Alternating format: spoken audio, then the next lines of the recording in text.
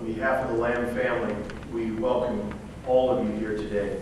We are favored with a wonderful program today, and we'll be blessed to hear from friends and family and those who knew Ralph intimately, and we appreciate their preparations. We'll first hear a eulogy from Vaughn Stewart, followed by a poem from Marion Claire Lamb.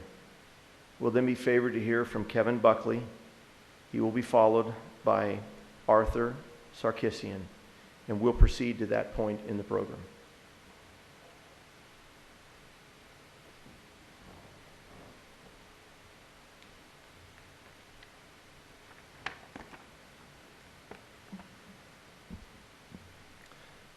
My name is Vaughn Stewart, son of Kenny Stewart. Years ago, after a lifetime filled with story swapping, rodeoing, and friendship, Ralph informed my dad that he was charging him with the task to give the eulogy at his funeral. Dad was honored to receive this request, and from then on made plans to oblige. This would have been great until last year when life happened and Dad entered the hospital and passed away not too many months later. Now the Stewarts and the Lambs are not only family, but we have a long history.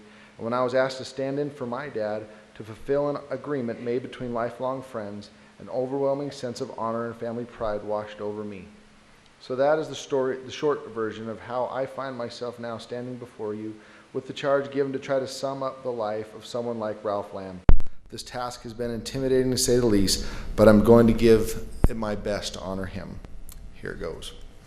Ralph Lamb was born April 10th, 1927 in Alamo, as a small ranching community about 95 miles north of Las Vegas in Lincoln County, to William Granger and Marion Paris Lamb. He was one of 11 siblings and was very close to his family growing up. When he was a young boy, he shared a bed with his brothers Phil and Darwin. His brother Darwin said Ralph was always helping people, even as a young boy. He said, I was a sleepwalker and could get into trouble, but Ralph always followed me and would steer me back to bed. As a child, one of Ralph's favorite games to play was I'm the King of Bunker Hill, and could often be heard shouting from the top of the tallest dirt pile he could find, I'm the King of Bunker Hill, I can fight and I can kill, all the while throwing and beating down any that would try to take his spot. Maybe there's a little unintended foreshadowing there. The one-time King of the Hill as a youth would one day become the King of Las Vegas as a man. When he was 11 years old, his father was killed in a rodeo accident. He was trying to catch a runaway horse, Ralph once recounted. There was a young boy on the horse. My dad rode up alongside and reached for the halter, and the runaway ran into his horse, hit right behind the saddle, and knocked it off balance. His own horse rolled right over him. The compassion and thoughtfulness for others his father William showed would manifest itself as an inherent trait in Ralph's own life time and time again. William's passing left 11 children, one so young that he died with a telegram in his pocket announcing his boy's birth. Fortunately, Ralph's oldest brother, Floyd, had a ranch by then and quickly took in Ralph and his sister Wanda to help alleviate the new pressures placed on his mom. To make ends meet in those Depression years, the Lamb children helped their mother farm produce and took jobs cleaning the local schoolhouse. Their days were not limited to work only, though. Ralph and his fellow Alamonians were notorious pranksters. Sometimes the pranks were successful, like the time he and Glenn Lamb, the son of the local service station owner, borrowed the station's tow truck that in those days had a large tire mounted on the front and helped push an local elderly lady home down the highway. The problem was that she really wasn't asking for help, and as she was comfortable traveling down the road at 25 miles an hour. The boys decided to help her anyway and forced her up to about 65 miles an hour, all the while watching her hand wave frantically out the window to try to slow them down. Sometimes the pranks did not go so well, like the time Ralph and his friends hid outside an elderly lady's home and tossed rocks on her tin roof. Of course, the loud noises almost scared her to death, but what they didn't expect was that she would come out of the house firing a shotgun and proceeded to run them off. The other time that Ralph thought it would be hilarious to throw a live lizard on the chest of a sleeping Uncle Press. Hilarious right up until Uncle Press jumped up from his nap cut short, holding a loaded .30-30 rifle. Good or bad, successful mischief or not, Ralph Lamb's life beginning at an early age was filled with family, fun, and adventure. Growing up, Ralph never dreamed of becoming a lawman. His only real ambition was a steady paycheck. At his high school graduation, a pair of boots had to be placed on his chair because Ralph was already enlisted in the service and had been deployed. He served with the Army Intelligence in the Pacific Theater during the latter part of World War II and its aftermath, and returned back to Las Vegas in September of 1946. He aspired to become an FBI agent, but the family's immediate need for income put college out of the question, even with the GI Bill. So, in 1947, Ralph went to work on the Henderson Fire Department. In 1948, he decided to make a change and went to work for the Clark County Sheriff as a deputy. After Korea, I came back to work and helped take care of my family, he once recalled. I needed a job and went to see the sheriff, Glenn Jones. Pearl Brown, that's Senator Brown's mom, was his secretary at the time. She said, "What can I do for you?" I said, "Mrs. Brown, I need a job. I got 2 brothers, little ones, and a sister at home in Henderson. I need a job." She said, "Wait a minute, what kind of work do you do?" I said, "I just want to be a deputy sheriff. What kind of jobs do you got here?" She went back to talk to Glenn. He came out after a few minutes, gave me a badge and said, "Go head over there and work in Henderson. Go see Deputy Hayward Milligan. Report at 4 o'clock. And so began Ralph's trek into law enforcement.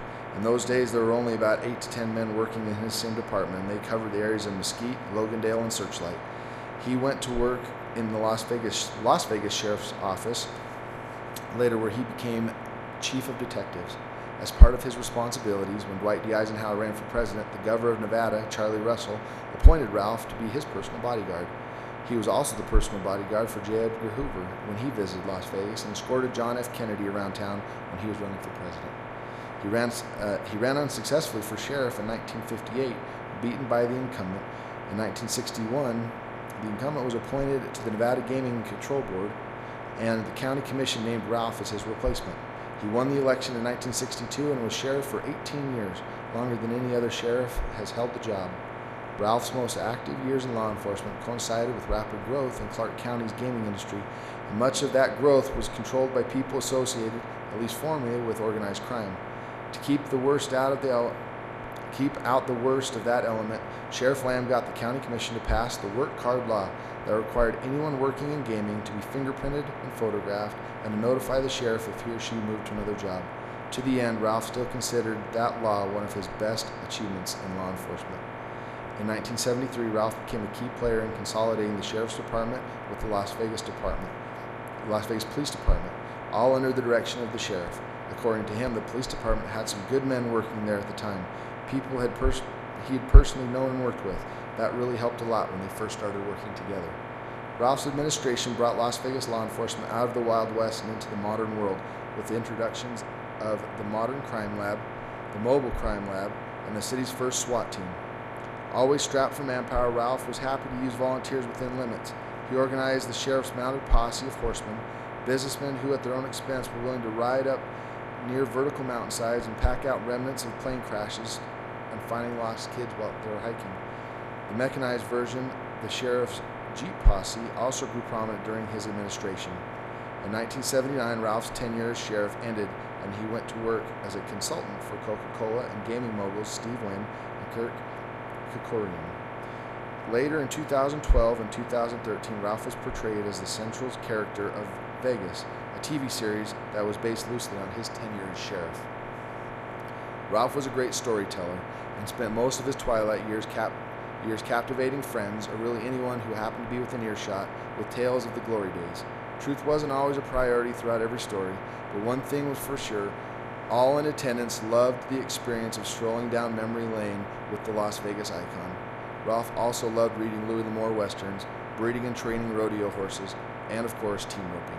The corral at his home was a popular hangout and was kept so clean that friends joked, "You go over to Ralph's place, you got to bring your own flies."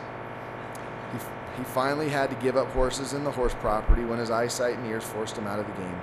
Though he could no longer rope and ride, Ralph never lost his love of rodeo nor his ability to comfortably gather those around for a tale or two. Ralph was, until the end, known as one of the most compassionate and caring people around. He forever held a special place in his heart for those that shared his Alamo heritage. If ever he got word that someone from Alamo was in need, he was first on the scene to provide whatever aid they might require. He also was known to almost never miss the funeral services of someone in Alamo. Even in his later years, when the trip back home was much more taxing, he made sure that he always showed up and spent time reminiscing with friends and family. He tried hard to make sure no one from Alamo suffered. My own father was a recipient of Ralph's love and loyalty. When my father found himself in the hospital last year, Ralph made sure to call his room faithfully once a week just to check up and tell a story or two, and even made sure to come down and pay Dad a special visit once we found him in hospice care. In his life, he was twice elected Man of the Year, as well as the recipient of numerous other awards. He also helped raise money for a Jewish hospital in Denver, Colorado. There is also a Nevada Day in his honor. It was once said that Ralph Lamb will be remembered as a great man, an exceptional sheriff, and a legendary member of the community. His legacy will live on. I feel that to those that had the opportunity to know him, whether it was for a brief moment or a lifetime, this is just the tip of the iceberg, the cap of the mountain of the man that he was. Ralph is survived by his wife, Ray, 2 sons, Clifford and Clint, 2 grandchildren, and his brother, Darwin. He was preceded in death by 5 brothers, Floyd, Sheldon, Bill, Phil, and Larry, and 4 sisters, Myrtle, Irma, Faye, and Wanda.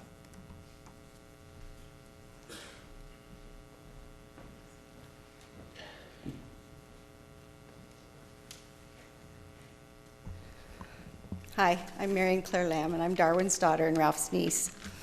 And I wrote a poem I'd like to share with you, but first I'd like to take a minute to thank my sweet friend Alda Lanzoni, because I'm so grateful for her, because she gave us the opportunity to spend more time with this great man. Her care and friendship for him is a true blessing. You're forever a part of our family, Alda. I love you. Thank you. Okay, my poem's entitled R.L. It was 1927, over home in Alamo, a towhead boy was sent from heaven to below. For William Granger and Marion Paris Lamb, Ralph James was born 8th of 11. Strong and handsome them boys were. Add up the brothers and there'd be 7. Floyd and Slick, Phil and Bill, and Ralph. After Ralph came Dart and Larry. From Pahranagat Valley the Lamb boys came. They hit this town and it was instant fame. Hands of steel, their big old mitts, the size of a slab of steak. They'd crush your fingers with just a friendly handshake. Their father died when he was young, leaving mother to raise the brood. They all worked hard to earn their keep and help provide the food. Ralph had 4 sisters, and of him they were proud. They held him high upon a cloud. Close in age to he was Mert. She was quite crafty, always there to bake a cake, help, or mend a shirt. Irma and Faye spoiled Ralph as a kid, and we'll never know all that Wanda and Eileen Carson did. He did his best to keep them out of trouble, and there was a time or two he had to burst their bubble. Then came the war, and off Ralph went to serve his country he loved. He came back after completing his duty. A few years later, he found a cutie. Fortuna Tootsie was her name, and in 54 they became one. A year later, they had a son. Cliff was born in 55, had a solo stint until 59, then here come Clint. Life was exciting when Ralph was the sheriff, the best in the country. You did as he said, or you paid Oscar Goodman his tariff. The longest in history to be the head man, then roping and riding became his plan. No man ever set a finer horse than Ralph, dead, broken, gentle, with a light bit in their mouth. This man was a legend. He inspired a show about a cowboy sheriff in Vegas, you know. Dennis Quaid was the one they got to who portrayed this great cowboy lawman. Ralph had it made. The Mob Museum had a special spot to show a little insight on how this cowboy sheriff thought. It was a gala. The gala was splendid, the speakers profound. Kevin, Dick Bryant, Sheriff Gillespie, and Oscar was around. Then Metro dedicated a building in his honor, standing tall in the middle, looking over all the other. He's the father of Metro, I heard Gillespie say. But I'm here to tell you at the end of the day, father he is to Cliff, Clint, and Val. But to me, he's Uncle Ralph, a real true pal. I love you, R.L.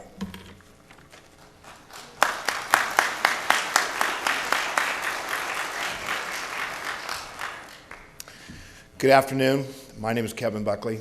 Hello, Ray, Cliff, Leslie, Grace, Clint, Valerie,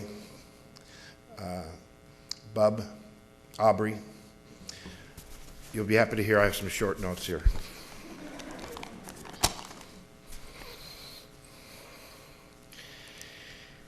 Sheriff Lamb took no greater satisfaction in life than in giving people a chance to succeed. He didn't just give them a job, he gave them a career, a real chance at life, and he stuck with them. Sheriff Lamb taught me that accurate and complete information was the key to understanding, and that making assumptions about any situation would only land you in trouble. He used this principle to teach me as a young man, and he used it to improve and transform the nature of police work. The sheriff would come to the office around 6:30 in the morning and do his administrative work. Around 8:30, the line of visitors looking for his wisdom would form, and he'd see each one in turn. At 11:30, he'd survey his domain on the strip by visiting those who had gaming licenses. He would look them right in the eye to make sure they knew he meant business. In the 43 years I've known the sheriff, I can't say that I've ever heard a dishonest word from his mouth, and never a moment that he wasn't grateful to live in the great state of Nevada. He laid the foundation for the Las Vegas Metropolitan Police Department by consolidating the Clark County Sheriff's Office and the Las Vegas Police Department. He was the kind of leader who could make that happen. He was the kind of leader who people looked up to enough to have a healthy amount of fear, yet an enormous amount of respect. The sheriff taught me a lot of things. He taught me if I liked a shirt, buy 10 of them. He taught me to wear your boots only once and then get them shined. He taught me as a young cadet to look at their hands, not their eyes, because their eyes can't hurt you. Seriously, Sheriff Lamb's impact on me is much like it is on many of you, lifelong and major. So every year, as we come on the celebration of the birth of this great nation, we'll remember the passing of this great American hero and legend. God bless you, Ralph Lamb. May you rest in peace. Thank you.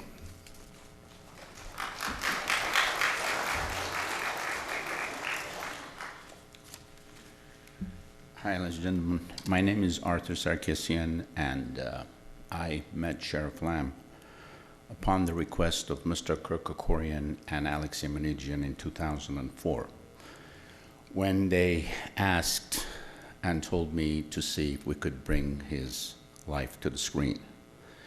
And I don't know if many of you know or don't know, but our business is a very fickle one, and it took quite a few years to come to that point.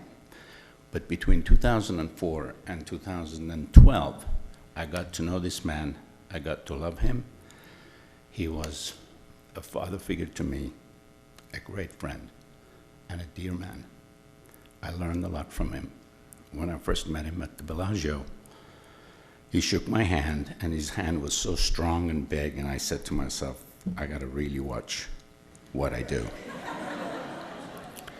We went to have lunch, and I ordered, I believe, a pizza, specifically ordered in a way, and a salad, and we had lunch. I left a few hours later, went back to LA, and we kept talking on the phone for several weeks. And the next time I came up wasn't until 3 months after that. Again, we met at the Bellagio. Again, we went to have lunch. And when I ordered my food, he said, why did you order the same thing that you ordered 4 months ago? So his perception, his alertness was incredible.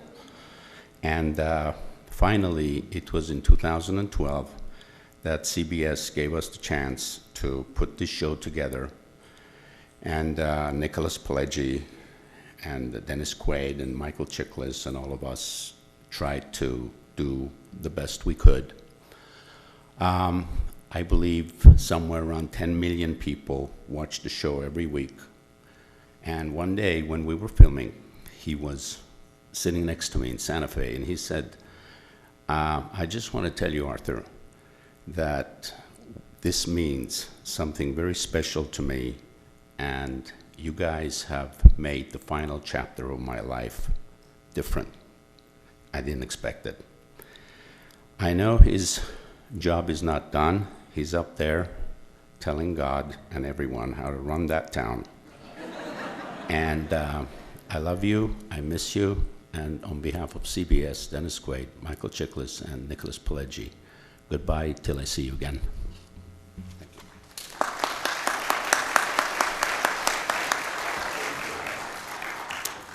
Thank you for your remarks. We'll now be favored with a special musical number by Tommy Lamb, a grandnephew, Lucky Old Son. Tommy will be followed by Sheriff Lombardo, who will be followed by Steve Wynn.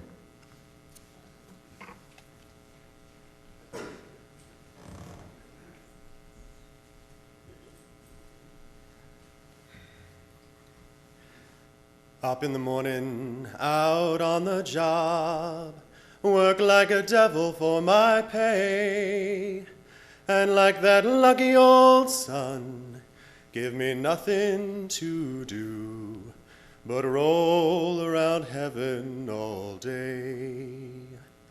Fuss with my woman, toil for my kids, sweat till I'm wrinkled and gray. But like that lucky old sun, he's got nothing to do but roll around heaven all day. Good Lord up above, don't you know I'm pining? Tears are in my eyes. Send down that cloud with a silver lining, lift me to paradise. Show me that river, take me across, wash all my troubles away. So like that lucky old sun, he's got nothing to do but roll around heaven all day. Good Lord up above, don't you know I'm pining? Tears are in my eyes. Send down that cloud with a silvery lining, lift me to paradise. Show me that river, take me across, wash all my troubles away. And like that lucky old sun, give me nothing to do but roll around heaven all day.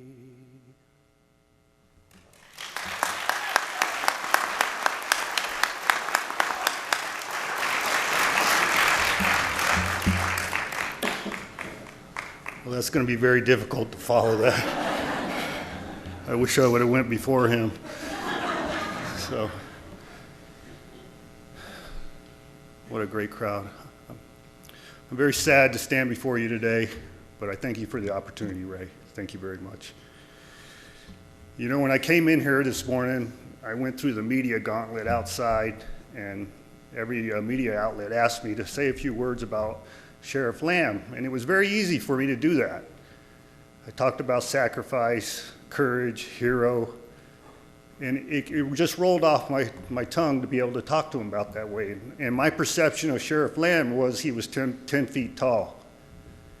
And then when I came in here and sat down up front, and I heard Vaughn give a eulogy, and he talked about him being a fireman, and then I said, he's about 1 foot tall.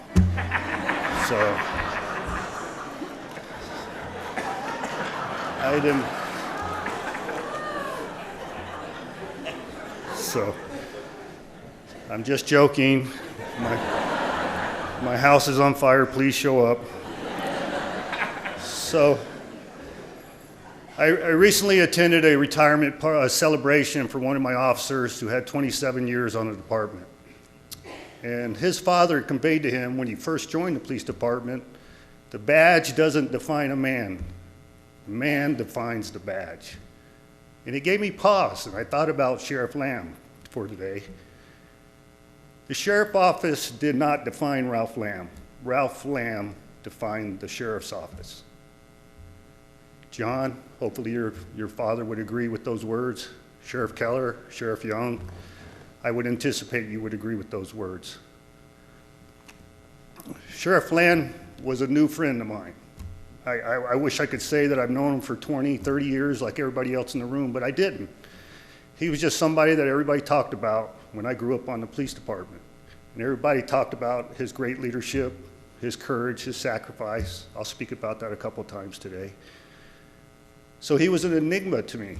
And then subsequently, when I became Bill Young's assistant in the sheriff's office, when Bill got elected sheriff, he introduced me to Ralph Lamb. And immediately I was impressed, as I'm sure everybody in the room was when you met him. And then subsequently, I got to meet him several times with Doug Gillespie, and that respect started to build, and that friendship started to mature. And I really didn't become his friend until recently when I decided to make the decision to run for sheriff. He reached out to me, and I was a little taken back, but I immediately said, "Hi, sir. I'm so glad you called me." And he conveyed some wisdom to me, but most importantly, he just wanted to talk. He just wanted to talk about law enforcement. He wanted to talk about all things good and evil. But he was a friend immediately through those conversations. And I'll always thank him for that. In the past year, after every conversation with him, I always felt better about myself and our community. Sheriff Lamb had a great sense of humor and would always share great wisdom and was still concerned about all things good and evil. At services like this, words like hero, courage, and sacrifice are often overused so that they come close to losing their impact. I will say each of those words would honestly describe Ralph and his legacy. But those words don't console you when you're grieving and you just want your brother, your husband, and your father back. You've probably heard the saying that a person is not judged by what he takes in life, but what he gives. By that measure, Sheriff Lamb gave so much to this community that he deserves the words hero, courage, and sacrifice. Those words tell us that Ralph Lamb left behind something greater than himself.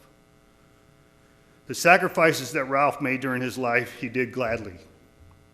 They were in the form of lending a hand to friends who needed him, to his family who looked up to him, and to the people in the community who listened to him. He was sheriff for 18 years. I personally, and others in the room, knows that's the greatest sacrifice you could even imagine. There's a lot to be learned from Sheriff Lamb, who was both a cop and a cowboy, who left behind wonderful memories to sustain his family in the coming days and the legacy of strength that our police officers can aspire to. John F. Kennedy once said that a nation reveals itself not only on the men and women it produces, but also by the men and women it honors, and the men and women it remembers. To the Lamb family, thank you for letting us be part of Ralph's life.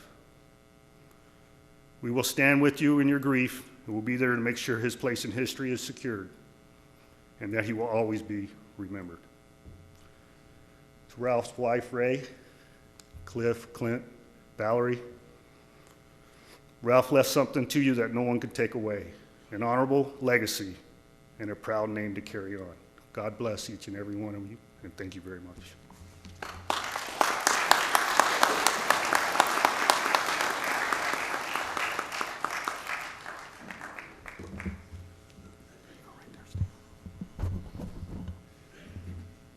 Well, it's a happy, sad day, huh? For just a second, let's go back to 1966-67. Las Vegas, in the good old days, it's referred to often. From one end of the strip to the other, you start with Housel's at the Tropicana and Del Webb at the other end in the north end. In between, the Riviera and Ross Miller, the governor's father, Joel Rosenberg, the Thunderbird, the Desert Inn with Mo Dalitz and company, the Stardust with Allard Rohn, then the Dunes with Major Riddle, Sid Wyman, Charlie Rich, the group at the Sands, a symphony unto themselves. From one end of the place to the other, a cast of characters straight out of Central Casting. Downtown, Sam Boyd, Benny Binion, and Jackie Gone.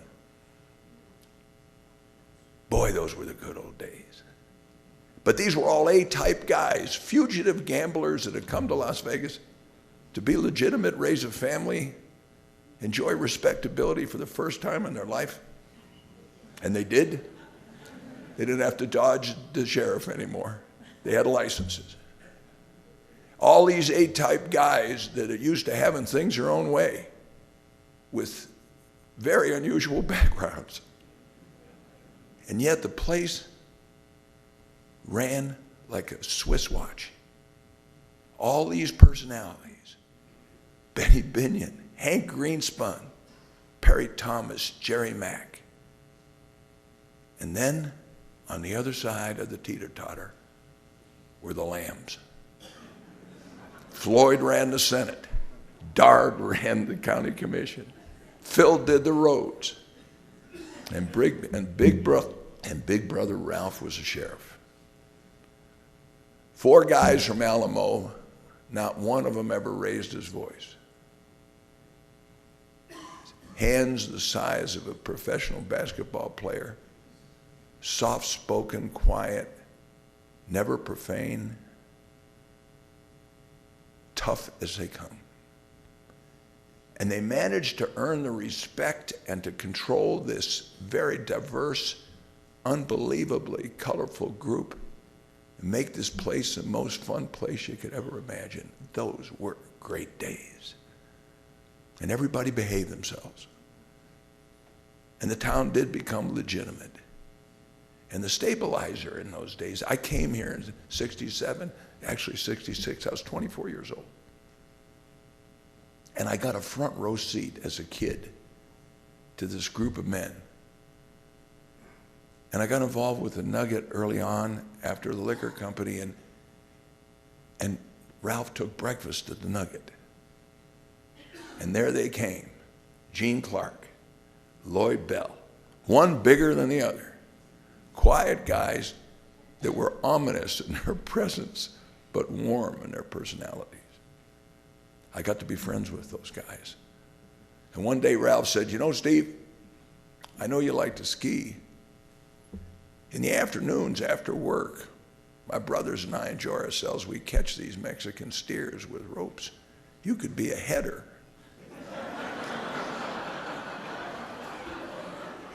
I said, you talking about roping? Yeah. You get a horse from Benny Binion, and Dard will find a horse for you. I said, wait a minute. There are no Jewish cowboys. He said, yes, there is. Jimmy Kahn was a hell of a cowboy, wasn't he, Dard? He could catch him. Anyway, I got a saddle from Whistle Ryan, and I got lessons from Ralph Lamb. And 4 days a week went out there and we roped. And during that time, as we washed our horses and scraped them after a sweaty ride and an afternoon of fun, he would talk to me and he would share the tempo of his job and how he regulated and fit everybody together in this city at that time. And the pure simplicity of the man and the honesty of the man made you feel real good and safe. Ralph made you feel safe. And if anything was going to go wrong, the guy you wanted to be standing next to was Ralph and Darwin, because you'd come out okay. We didn't have Twitter or Facebook. We lived in a real world, not a virtual one. I'd like to share some stories with you, some things I heard and saw those days on horseback. One day, Gene Clark pulled up in a car, he was a head detective, quiet man, and told a sheriff, he put his foot on the bottom rung of the corral, and the top rung was about here. Ralph was on board a horse, and they're big men, they had big quarter horses. I was next to him, it was a warm day. And Ralph saw Gene Clark walk up in an unmarked car and put his foot on the step and look at him. Figured there was something up. Walked over with his horse, and I went too. It was in between go-rounds. What's up, Gene? Let me do it. What's up, Gene? Dennis Quaid's a great actor, but he didn't have the gravitas of the boss. He said, Gene said, well, got a call from the FBI. They had a wiretap on that guy that runs the girls in LA that they're sending over here. And you know, we've been trying to clear these girls off the street from hustling people. Yeah, well, apparently the guy that's their boss decided he's had enough of you. And the FBI picked up a wiretap and said they sent a shooter over here Ralph was living in an apartment out by Smoke Ranch. And this guy's going to take a pop at you tomorrow. Ralph took off the cowboy hat, reached in his back pocket, and he had one of those, you know, red bandanas. Wiped off his forehead and looked down. What else? He said, we found this guy, he's staying in a motel by the Stratosphere. Uh-huh. What's the matter with these people? They don't ever learn. Clark doesn't say a word. He just looks up at him with those gray eyes. He says, what do you say? Damn it. Put his hand, wiped his head, put his hat back on. He said, have a chat with him. Tell him it isn't a good idea. And send him home one way or the other. I'm on the horse 8 inches away. What the hell did I just hear? As quiet as a mouse. Have a chat with him, say it ain't a good idea. Send him home one way or the other. And they did. Jackie's gone. We had Jim Murren and all of us last week were in Los Angeles and Inglewood to say goodbye to Kirk Kerkorian. Benny is gone. Hank's gone. Jerry Mack's gone. God bless Perry Thomas, alive and well at 94. I was a kid, so I'm still sticking around.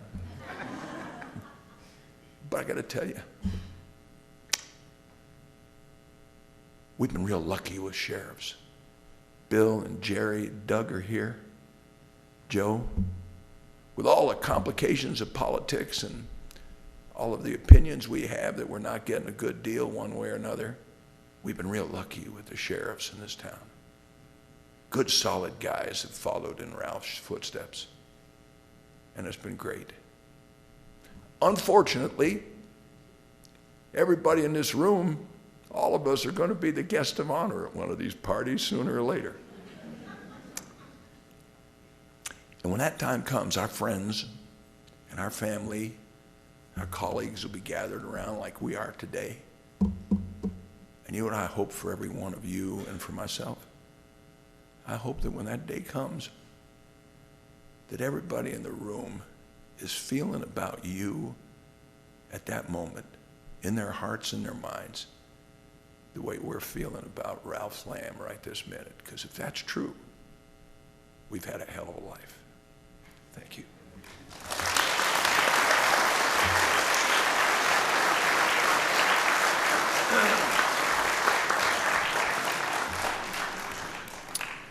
Wonderful remarks. Thank you so kindly. We'll now be favored with a memorial video produced by a grandniece, Kim Chambers.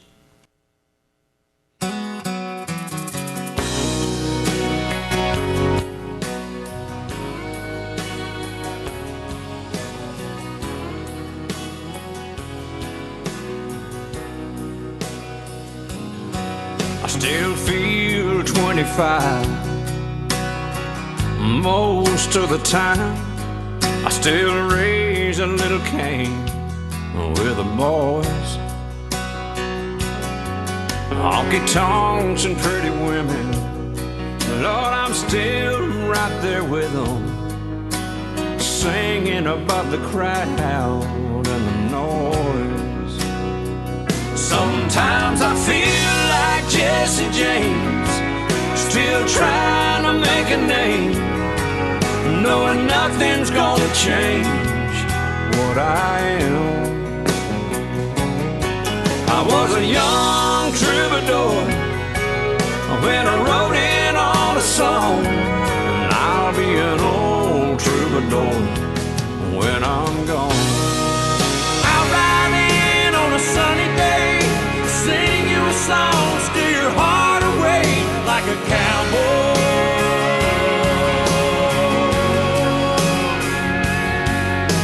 Hang my hat like I'm here for a while, kick off my boots and drive you wild like a cowboy.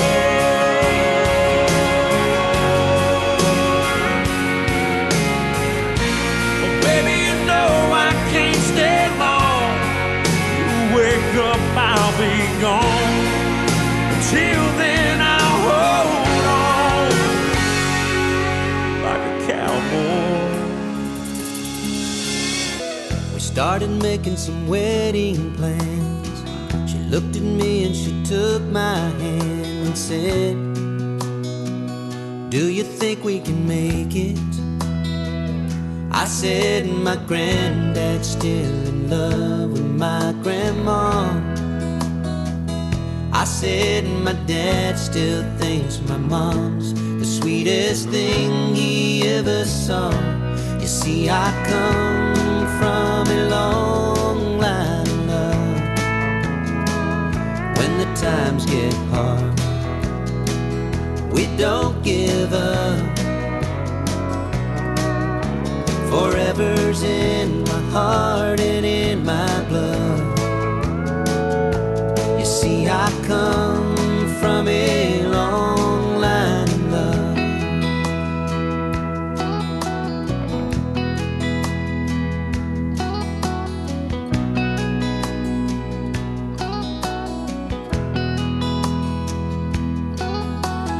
Years went by and we had a son. Now he thinks that he's found the one for him, and they're planning a wedding. He called me up on the phone today just to see what I had to say to him. And did I think he was ready? I said what his grandfather used to say to me. It's been handed down for ages, it runs in the family. Son, you come from a long line of love. When the times get hard, you won't give up.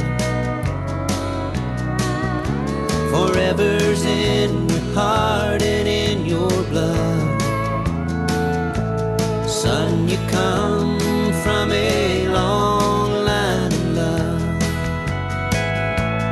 Yes, you come from a long line of love.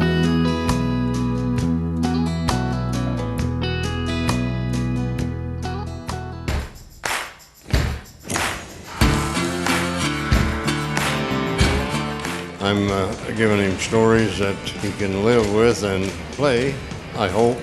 Yeah, the truth is better than the fiction, believe me.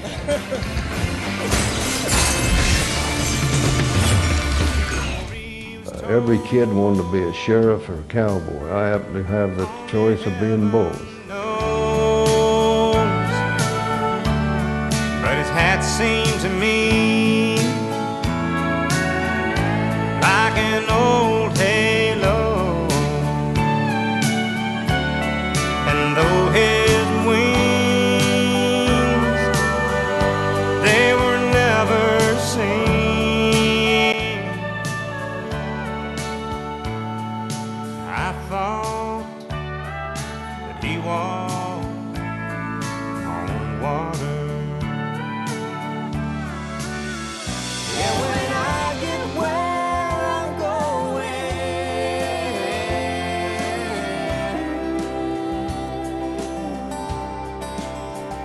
oh, when I get where I'm going, there'll be only happy tears.